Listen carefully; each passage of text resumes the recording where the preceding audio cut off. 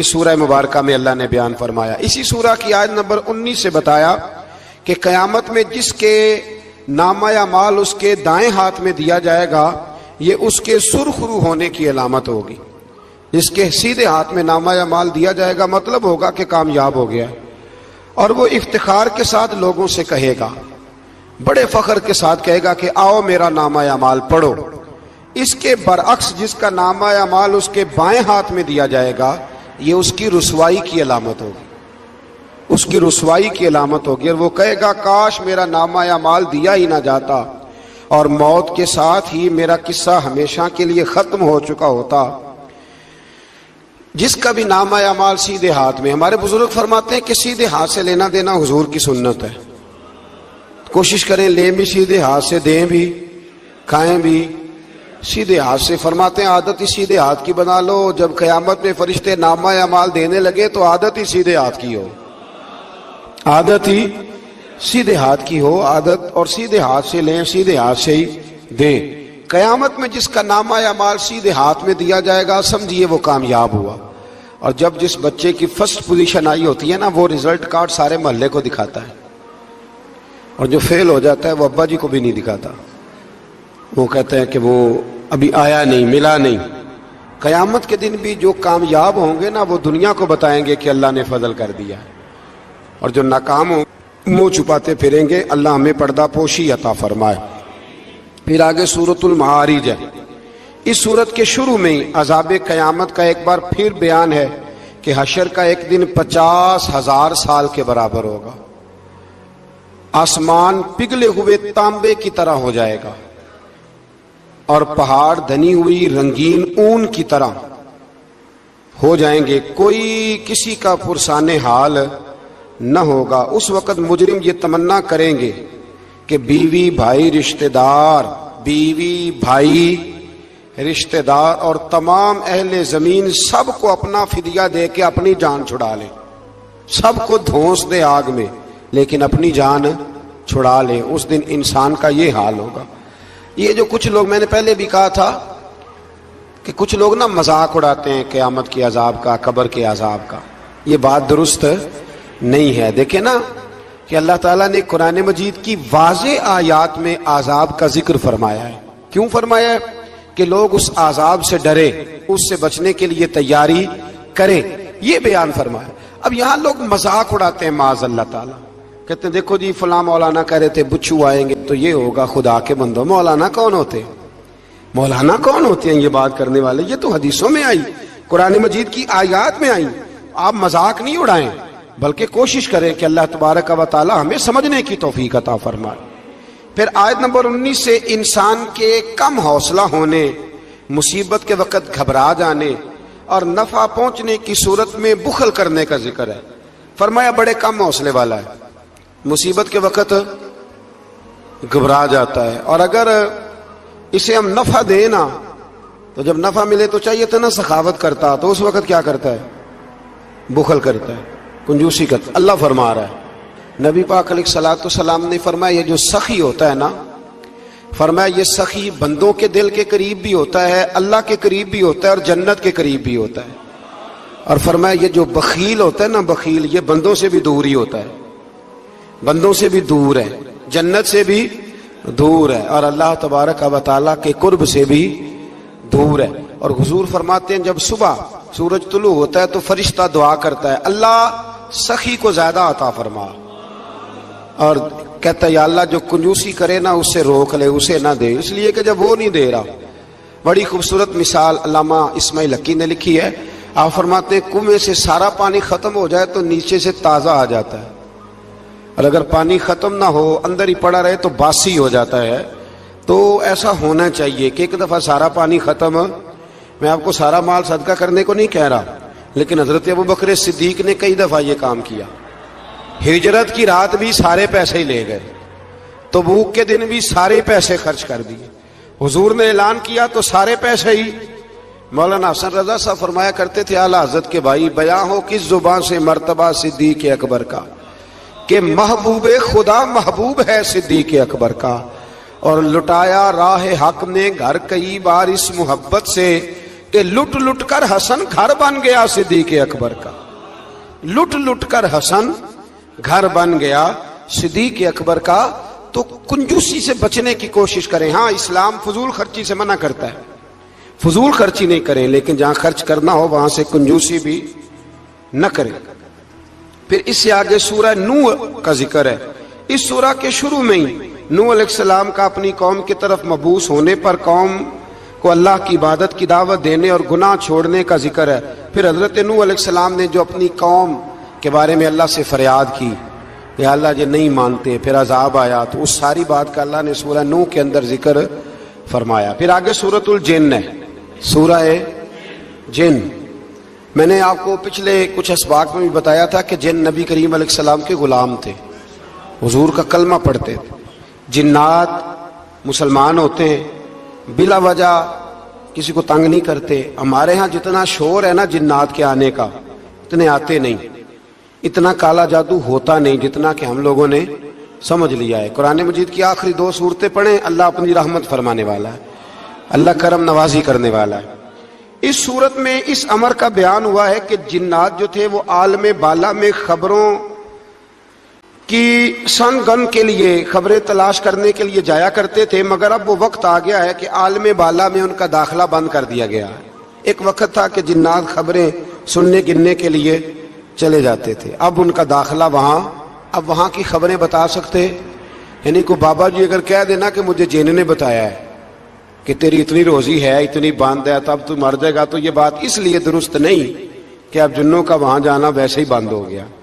تو اب بابا جی تو آپ کو پتہ ہے نا، یہ بھی کہہ دیتے ہیں اللہ ماشاءاللہ کہ وہ چیزیں پیسے مانگتی ہیں، یعنی بڑی بڑی عجیب وے کے ساتھ نا وہ چیزیں پیسے مانگتی ہیں۔ تو میں نے کہا مطلب چیزوں کا پیسے مانگنا تو سمجھ میں نہیں آتا، یا پھر کوئی ایسی بات بتا دی جاتی ہے کہ جس سے وہ پیسے دینے والا ماحول بن جاتا ہے۔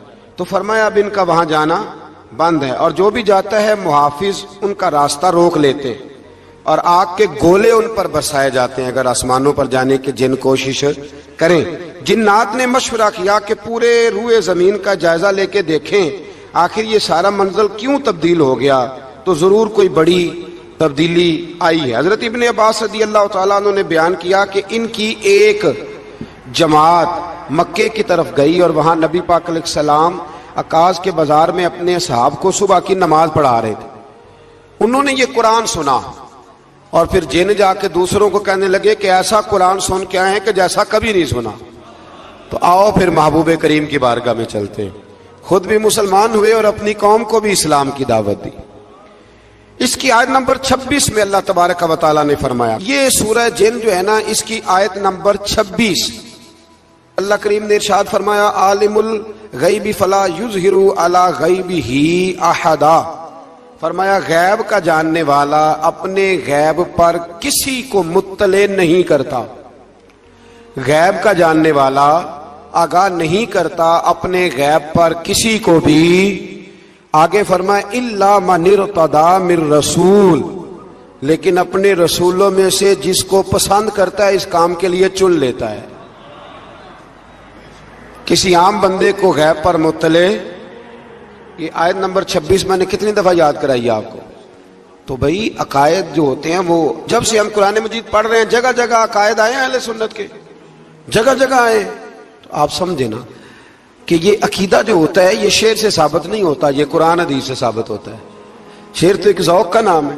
تو فرمایا عام آدمی کو اللہ غیب پر اطلاع نہیں دیتا، پر اپنے رسولوں میں سے جس کو چاہتا ہے اس کام کے لیے چن لیتا ہے۔ تو بتائیے نبی پاک سے بڑھ کے بھی اللہ کسی کو چاہتا ہے؟ حضور نے فرمایا خبردار ہو جاؤ، اس نے مجھے اپنا محبوب بنایا ہے، الا وانا حبیب اللہ، خبردار میں اللہ کا حبیب بن کے آیا ہوں۔ تو علم غیب اللہ نے اپنے رسول کو دیا اور اس کی برکت سے نبی کریم علیہ السلام نے دین کا بہت سارا کام کیا۔ حبیب کریم علیہ السلام نے بہت ساری باتیں، اور بہت سارے ایسے لوگ ہیں جو صرف حضور کا غیب دیکھ کے ایمان لائے، یعنی ایمان ہی غیب دیکھ کے لائے۔ خود حضرت عباس نبی کریم کے چچا، وہ جب بدر کے لیے آنے لگے نا، وہ آنا اس وقت بھی نہیں چاہ رہے تھے، پر قبیلے اور برادری نے مجبور کر کے انہیں ساتھ تیار کیا۔ وہ آئے نا تو جو گھر میں سونا پڑا تھا نا وہ ایک جگہ پہ چھوڑ آئے، اپنی بیوی کو کہنے لگے کہ میں آ گیا تو نکال لوں گا، اور اگر میں قتل کر دیا گیا تو تو نا نکال کے بچوں پہ خرچ کر دینا۔ تو نبی پاک علیہ الصلوۃ والسلام کے پاس جب یہ قیدی ہو کے آئے تو حضور نے فرمایا چچا فدیہ دو، اتنے پیسے دو، چلے جاؤ۔ تو کہنے لگے میرے پاس تو شے ہی کوئی نہیں۔ وہ جو 15 دن عمرے والے وہاں رہتے ہیں نا، وہ 2.5 من کی شاپنگ کر لیتے ہیں، اور جب کسٹم والا کہتا ہے پیسے دو تو تازہ عمرہ کیا ہوتا ہے، کہتے شے ہی کوئی نہیں۔ یہ ظلم ہے، تازہ عمرہ کیا ابھی آئے ہیں، ہاں جی۔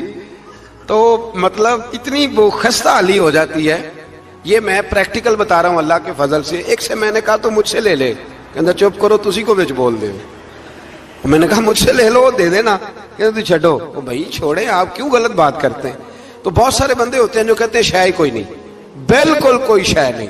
ہاں کوئی پلاٹ سستا بک رہا ہو تو پیسے نکل آتے ہیں، پھر کہتے میں پھڑے نے کسی کو لو، بھائی کو کھا جائے گا۔ چلے ٹھیک ہے آپ چھپائیں اپنی دولت کو، لیکن ان لفظوں کے ساتھ ناشکری کرنا کہ شے ہی کوئی نہیں، یہ معاملہ درست ہے۔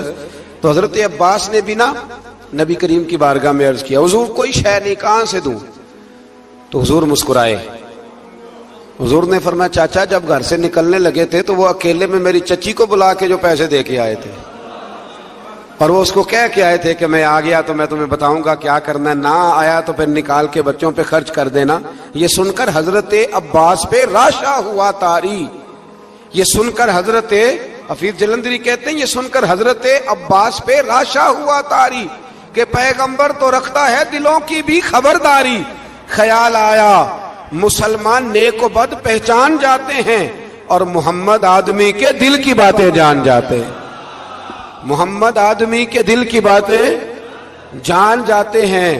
اور کوئی غیب تم سے نہا ہو بھلا، جب خدا ہی نہ چھپا رہا، تم پر کروڑوں درود و سلام، جب خدا ہی نہ چھپا رہا۔ کتنی عجیب بات ہے۔ یہاں بھی لوگ ترازو لے کے بیٹھے ہیں۔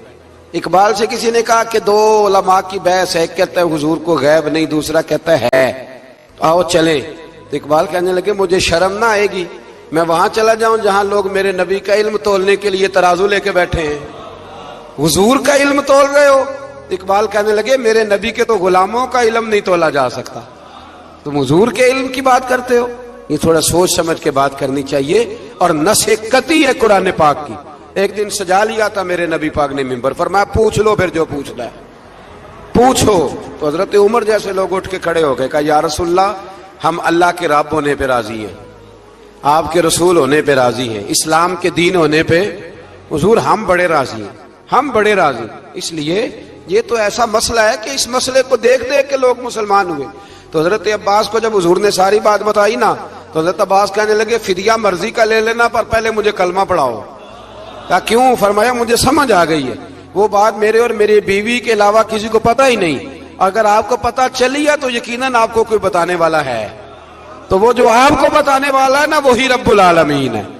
تو حضور کا تو غیب دیکھ کے دنیا کلمہ پڑھ جاتی تھی۔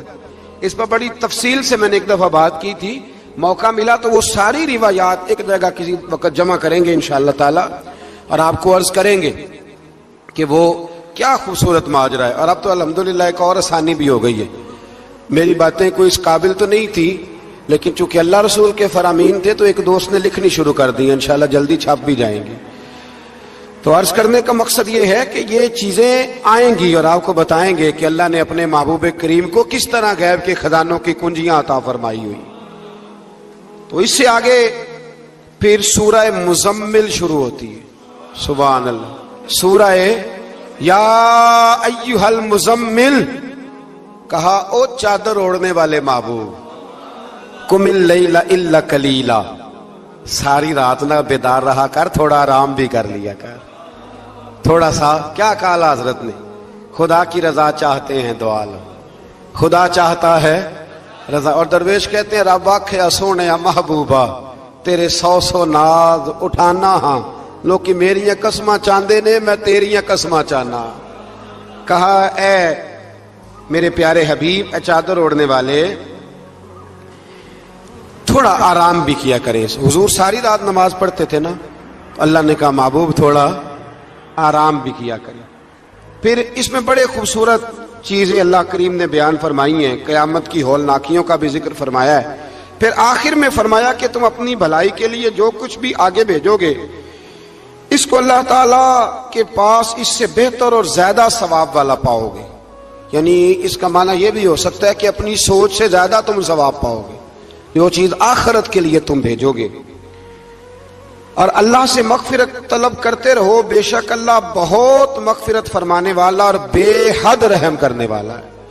پھر اس سے آگے سورہ مدثر ہے، مزمل کے فوراً بعد سورہ مدثر. اس سورہ مبارکہ میں بڑا خوبصورت انداز ہے. یا ایھا المدثر، اے چادر اوڑھنے والے، قم فانذر، اٹھیے اور لوگوں کو ڈرائیے. اٹھیے، آپ پیغام دیجئے، اٹھیے لوگوں کو ڈرائیے. اٹھ باندھ کمر کیوں ڈرتا ہے، پھر دیکھ خدا کیا کرتا ہے. آپ اٹھیے. اس صورت میں اللہ تعالیٰ نے آپ کو شان محبوبی کے ساتھ خطاب کرتے ہوئے فرمایا ہے چادر اوڑھنے والے اٹھیے اور لوگوں کو اللہ کے عذاب سے ڈرائیے اور اپنے رب کی کبریائی کا اعلان فرمائیے. بتائیے کہ آپ کا رب کتنا بڑا ہے. آیت نمبر 42 میں فرمایا جہنمیوں سے پوچھا جائے گا تمہارے جہنم میں جانے کا سبب کیا بنا. یہ سورہ مدثر کی آیت نمبر 42 چلو بتا لیا آخری نے.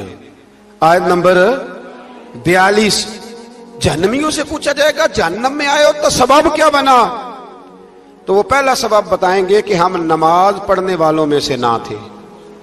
پہلا سبب دوزخ میں جانے کا نماز نہ پڑھنا ہے. رمضان کے بعد بھی پڑھیں گے انشاءاللہ، اور عید والے دن بھی پوری 5 پڑھنی ہے انشاءاللہ، پوری 5. یہ نئے کپڑے لوگوں کو بعد میں دکھانا، پہلے سویرے پہن کے نا رب کی بارگاہ میں جاؤ. سویرے پہن کے نا. علامہ عبدالستار خان نیازی، علامہ نیازی، میں جب ان کے مزار پہ جاتا ہوں نا میاں والی جانے کا جب موقع ملتا ہے تو میں نہ کھڑا ہوتا ہوں. آپ یقین کریں اس بندے کی قبر پہ کھڑے ہو کے بھی جذبہ ہی ملتا ہے. کیا بندہ تھا وہ. نا پگڑی باندھتے تھے بڑی. ہمارے بریلی شریف کے بزرگ بھی نا وہ پگڑی باندھتے شملے والی. چلے آج بات آ گیا تو اس کی بھی میں حکمت بتا دوں. وہاں نا سکھ بھی پگڑی باندھتے تو کپڑا بھی اکثر ایک جیسا ہی ان کے لیے آتا تو مسلمان بھی خرید لیتے تھے. تو وہ سکھ جو ہوتا ہے نا وہ شملہ نہیں نکالتا. تو اس سے فرق کرنے کے لیے وہاں کے مشائخ نے نا شملہ نکالنا شروع کیا. تو میں شادی باندھا کرتا تھا تو ایک دفعہ مجھے حضرت مفتی تحسین رضا صاحب رحمۃ اللہ تعالیٰ علیہ فرمانے لگے شملے والی باندھا کرو. تو میں نے کہا حضور اب چھوٹے لوگوں کو تو اچھی نہیں نہ لگتی. تو فرمانے لگے لوگوں کو تھوڑی دکھانی ہے، یہ تو رسول اللہ کی سنت ہے. تو آپ شملے والی باندھے. جب ہم جو کہہ رہے ہیں تو میں بھی اکثر وہ پگڑی باندھتا ہوں اور کبھی بہت بڑی باندھتے تھے. تو علامہ نیازی پگڑی باندھتے تھے تو جن لوگوں نے دیکھا بڑی اونچی ہوتی تھی، اور بڑی اونچی پگڑی اور ہاتھ میں چھڑی ہوتی تھی، اور کبھی وہ تقریر کرتے تھے تو زمین پہ لگاتے تھے تو پتہ چلتا تھا کہ مرد بات کر رہا ہے. اور علامہ اقبال کے ڈائریکٹ شاگرد تھے علامہ عبدالستار نیازی شاگرد. وہ مدینہ شریف جانے لگے نا تو کسی نے ان سے کہا نیازی صاحب یہ پگڑی اتار کے جاؤ، یہ پگڑی اتار کے جاؤ. تو علامہ نیازی صاحب فرمانے لگے کیوں اتار کے جاؤں، پہن کے جاؤں گا.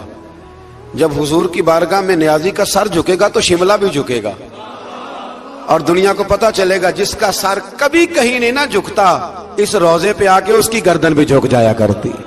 اس لیے ساتھ لے کے جانی ہے پگڑی تاکہ لوگوں کو پتا چلے. تو آپ نئے کپڑے پہن کے نا کبھی سج سنور کے مسجد بھی جایا کریں خوبصورت ہو کے. قرآن مجید نے کہا غالباً 9ویں پارے میں ہے کہ نماز کے وقت زینت اختیار کرو اچھے بن کے. تو نئے کپڑے پہن کے نا عید والے دن 5 نمازیں پابندی سے پڑھنی ہیں انشاءاللہ تعالی. یہ رش دیکھنا ہے انشاءاللہ تعالی، پتہ چلے گا کہ رمضان کے روزوں نے اثر کیا ہمارے اوپر. تو جہنمیوں سے پوچھا جائے گا دوزخ میں آنے کا سبب کیا بنا. تو کہیں گے ہم نماز پڑھنے والوں میں سے نہ تھے، اور دوسری بات یہ کہیں گے کہ ہم مسکین کو کھانا نہیں کھلاتے تھے. دوزخ میں جانے کا دوسرا سبب کہ توفیق کے باوجود لوگ مسکینوں کا خیال نہیں رکھتے. اور تیسری بات وہ یہ کہیں گے کہ ہم لغو کاموں میں مشغول رہتے تھے. لغو کام بےہودہ کام اس کو کہتے ہیں جس کا فائدہ کوئی نہیں. یہ بڑے بڑے سیانے لوگ گیمیں کھیلتے، سیانے لوگ، عقل مند لوگ. تو یہ جہنم میں جانے کا تیسرا سبب قرآن نے بیان کیا. لغویات، پھٹے بیٹھ گئے فضول بات شروع کر دی. بھائی سے بہتر تھا تو قرآن مجید کی تلاوت کرتا. ایسے ہی بلا وجہ لغویات ہیں یہ ساری. میں منع نہیں کرتا، کھانا کھانے کے لیے کبھی ضرور جائیں، لیکن یہ ماحول ہی بنا لینا کہ آج تجھے پارٹی ہے تو کل مجھے پارٹی ہے تو پرسوں اس کو پارٹی ہے، تو یہ شغل میلہ ہر وقت کا، مسلمان کے پاس تو اتنا وقت ہی نہیں۔ ایک دوست مجھے کہنے لگے کہ میں آج کل بڑا بور ہو رہا ہوں، تو میں نے کہا تو اصل میں فارغ ہے، ورنہ ہمارے پاس تو ٹائم ہی کوئی نہیں بور ہونے کا۔ بندہ مطلب کو فرصت ملے تو بور ہو نا، پتہ نہیں کہاں سے لوگ ٹائم نکال لیتے، اب بور بھی ہو لیتے۔ تو آپ فارغ، لغویات سے بچے۔ لغو کام کرنا جہنم میں جانے کا تیسرا سبب ہے، یہ قرآن مجید نے اس سورہ مبارکہ کی آیت نمبر 42 میں ارشاد فرمایا۔ اور چوتھے نمبر پر کہیں گے ہم قیامت کے دن کو جھٹلاتے تھے کہ موت ہمارے سر پہ آ گئی۔ یہ 4 کام ہیں جو جہنم میں جانے کا سبب بنیں گے۔ نماز نہ پڑھنا، پہلا کام مسکین کو کھانا نہ کھلانا، اور تیسرا لغو اور فضول کاموں میں مشغول رہنا، بالکل کسی کوئی فائدہ ہی نہیں وہ کام کرتے رہنا، بالکل بے معنی بے مقصد کام کرنا۔ اور چوتھے نمبر پہ کہیں گے کہ ہم قیامت کے دن کو، آج بھی کچھ لوگ کہہ دیتے ہیں کہ مریں گے تو دیکھی جائے گی، مثلا کیا دیکھ لیں گے آپ؟ اتنی بڑی جرت، اتنی بڑی، اللہ تعالی ہمیں سمجھنے کی توفیق عطا فرمائے۔ سورۃ القیامہ شروع ہو جاتی ہے جی اس سے آگے۔ اس سورہ مبارکہ کے اندر اللہ تبارک و تعالی نے ان لوگوں کے بارے میں جو آخرت کے منکر ہیں، اللہ تعالیٰ نے قسم ذکر فرما کے ارشاد فرمایا، کیا انسان نے یہ گمان کر رکھا ہے کہ ہم مرنے کے بعد اس کی ہڈیوں کو جمع نہیں کریں گے؟ کیوں نہیں، ہم اس بات پر قادر ہیں کہ ان کی انگلیوں کے پورے جیسے پہلے تھے ویسے ہی بنا دیں گے، یعنی انگلیاں تک تمہاری جمع کر لی جائیں گی، انگلیاں تک۔ قیامت کے دن تمہیں کسی کی قبر کھلی تو اس کو دیکھا کہ ہڈیوں کا پنجر بن گیا، لیکن اللہ اسے بھی قیامت میں جمع فرمائے گا دوبارہ سے۔ اور وہ مثال میں تیسرے چوتھے پارے میں دے چکا ہوں، جب حضرت ابراہیم علیہ السلام نے جانوروں کا، پرندوں کا قیمہ کر کے رکھا تھا اور کہا پکاریے، تو وہ سارے اپنے پروں پر دوڑتے ہوئے حاضر ہو گئے تھے۔ آگے سورہ دہر شروع ہوتی ہے، سورہ دہر، یہ 29واں پارہ ہے، اور اس میں صورتیں اگرچہ چھوٹی چھوٹی ہیں پر کیا بات ہے سب صورتوں کی۔ ہر سورہ مبارکہ بڑی اپنے اندر امتیازی شان رکھتی ہے۔ سورہ دہر میں فرمایا حل اتی علی الانسان حین من الدہر لم یکن شیئا مذکورا، فرمایا بے شک گزرا ہے انسان پر زمانہ ایک ایسا کہ جب وہ کوئی قابل ذکر چیز نہیں تھا۔ ایک وقت تھا کہ جب کوئی اس کا ذکر تھا کہ نہیں، وہ وقت بھی جب نہ نام تھا نہ ولدیت تھی۔ پھر دنیا میں آ کے لوگ سمجھتے ہیں کہ میں اٹھتا ہوں تو زمانہ اٹھتا ہے، میں بیٹھتا ہوں تو زمانہ میری وجہ سے نظام چلتا ہے۔ تو اللہ فرماتے ہیں حین من الدہر لم یکن شیئا مذکورا، تیرا تو ذکر ہی کوئی نہیں تھا، تو جانتا ہی کوئی نہیں تھا، یہ تو رب نے تجھے پیدا کیا ہے۔ اب تو سمجھتا ہے کہ میں کوئی چیز ہوں۔ بڑے بڑے لوگوں کی قبروں پہ جاؤ، کوئی پوچھنے والا نہیں، کوئی نہیں۔ وہ جو کہہ دیتے تھے تو قانون بنتا تھا، قانون جن کے سائن کرنے سے لوگ پھانسی سے بچ بھی جاتے تھے اور پھانسی لگ بھی جاتے تھے، آج ان کا جاننے پہچاننے والا کوئی نہیں۔ تو انسان نا بھول جاتا ہے۔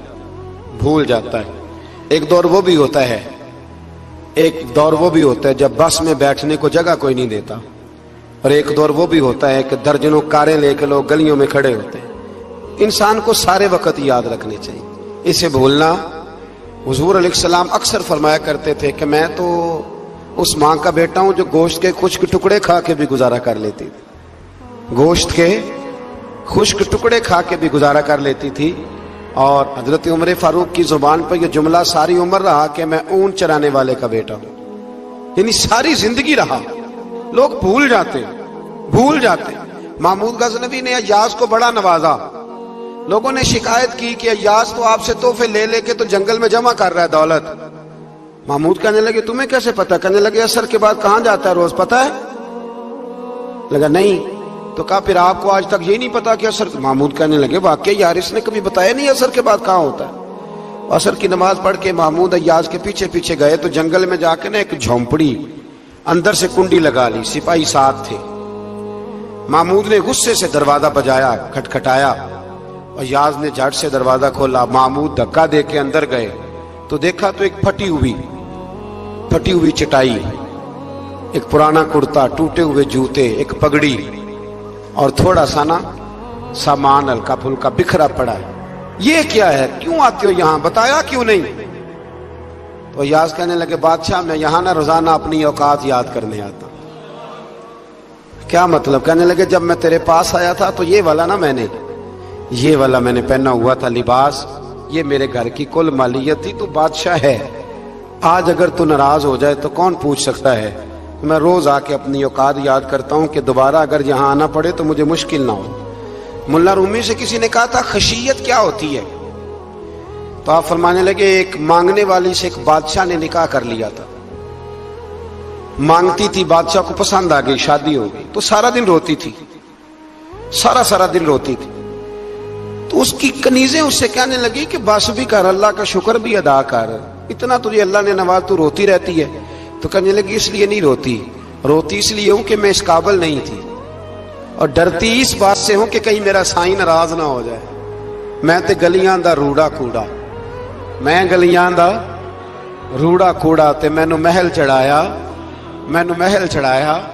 एक मेरा संगी ना बड़ा महंगा स्वेटर ले आया मेरे लिए, कुछ ज्यादा ही महंगा था वो। मैंने उसे कहा यार ये रख ले तू। कहने लगे हम ले आया तो बस कबूल करें।